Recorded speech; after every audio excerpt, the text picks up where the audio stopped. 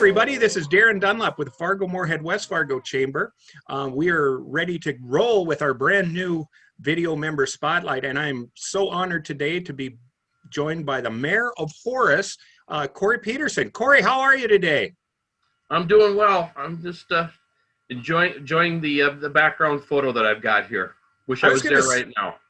I was going to say, as windy as it is outside, obviously that's got to be background, because otherwise your hair and those leaves would be moving side by side, I'm afraid, if you were sitting outside. I'd be leaning into it. So, well, great. Well, hey, thank you so much for joining me today. We've had the good fortune of visiting with you several times, and we're really excited as a chamber to be making the formal announcement that this year at our State of the Cities, we're going to have the Honorable Mayor of Horace joining us. So we will have 5 of our mayors from our local municipalities joining us, talking about their cities and about our region. So we're very excited about that. So Corey, I guess where I'd like to start, Horace has been the fastest growing city in North Dakota for the past couple of years. Can you maybe talk a little bit more about that and really tell us the reason why you feel that Horace has been the fastest growing city? well, so I believe, when we talk about this has kind of been coming for a while because, and again, a little bit of history, when we had the flood in '97, we had the West Fargo Horace Diversion was operating at that time, and everybody realized that the land here stayed dry during that event, which was a significant event. So there's been this move south of the metro, building along County Road 17, and within the last 3-4 years, Horace has become involved in that more so because of the drive south for the housing. So now we're starting to participate in that. And we've also had the good fortune of some things happening here where we've been able to have a middle school, high school campus for West Fargo extended down into our area. So there's a footprint that is in our, close to the town here, or in town right now, that had the middle school open up this year, and the high school will be opening up next year.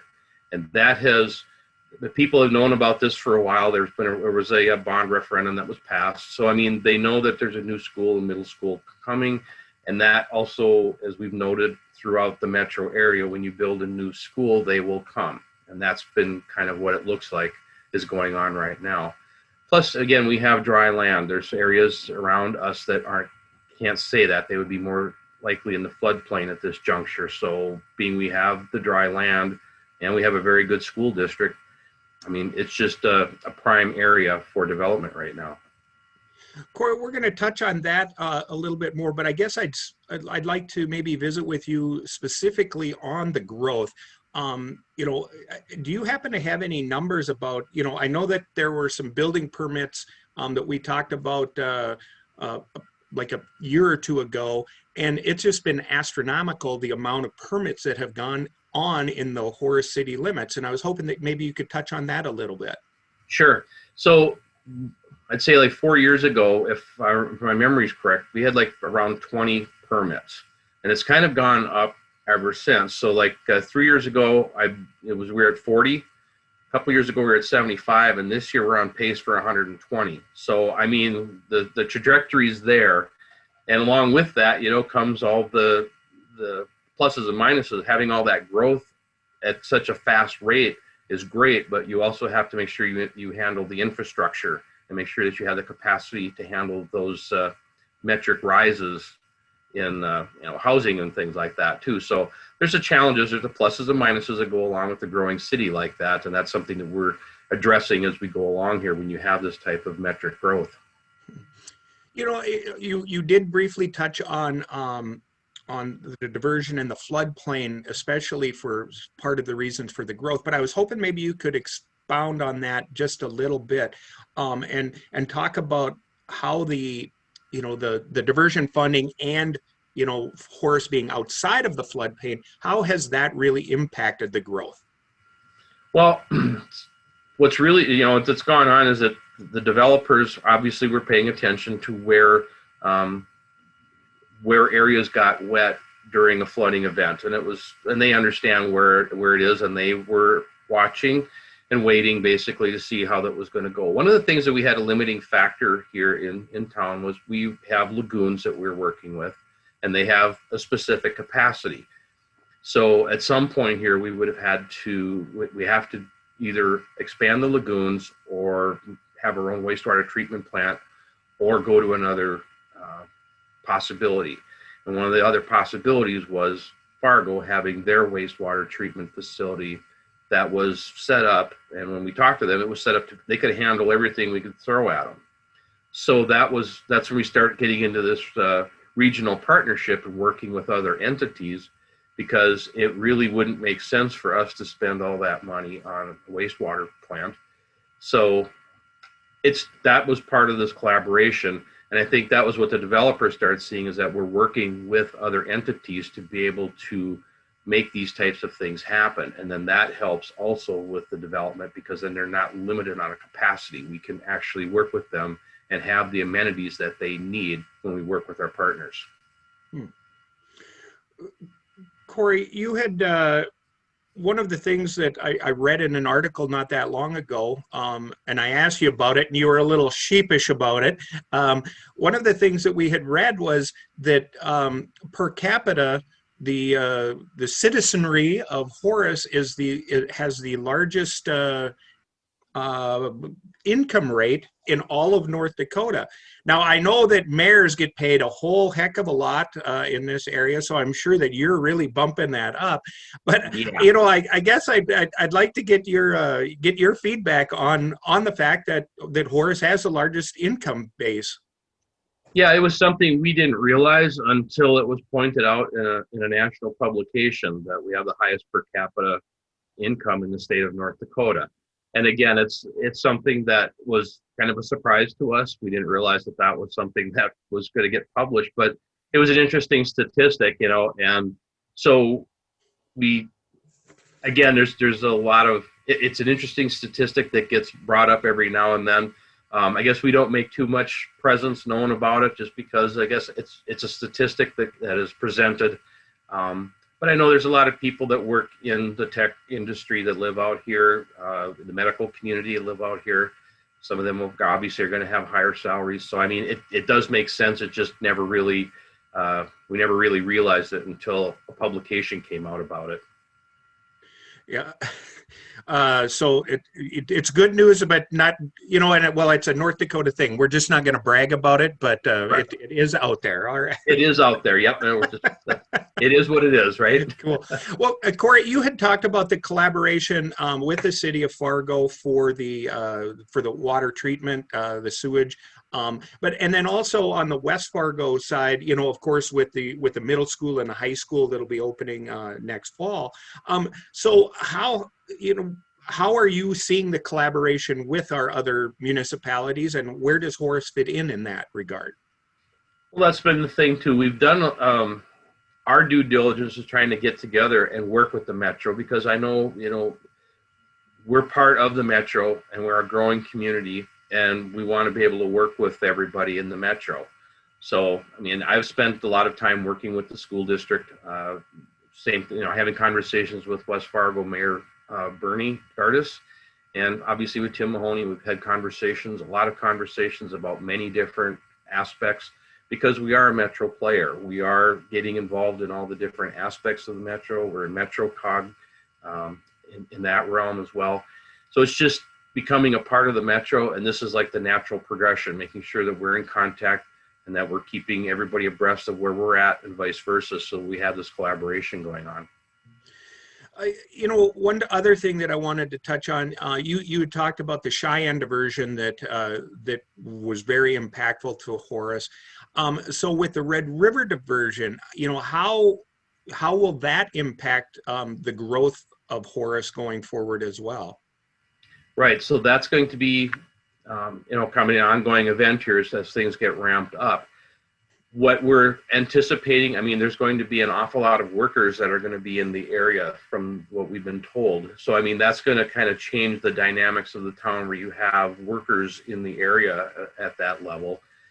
But the diversion, once it gets completed, obviously is going to help with the flood mitigation efforts to our east a little bit more. Whereas like the western part of Horace is pretty much covered with the Cheyenne diversion, but the eastern part that we have by the drains, that'll obviously be impacted by that, and obviously going east because of the way the diversion is going to be set up. So I mean, obviously there'll be some long-term flooding implications that diversion is going to help alleviate that on that side.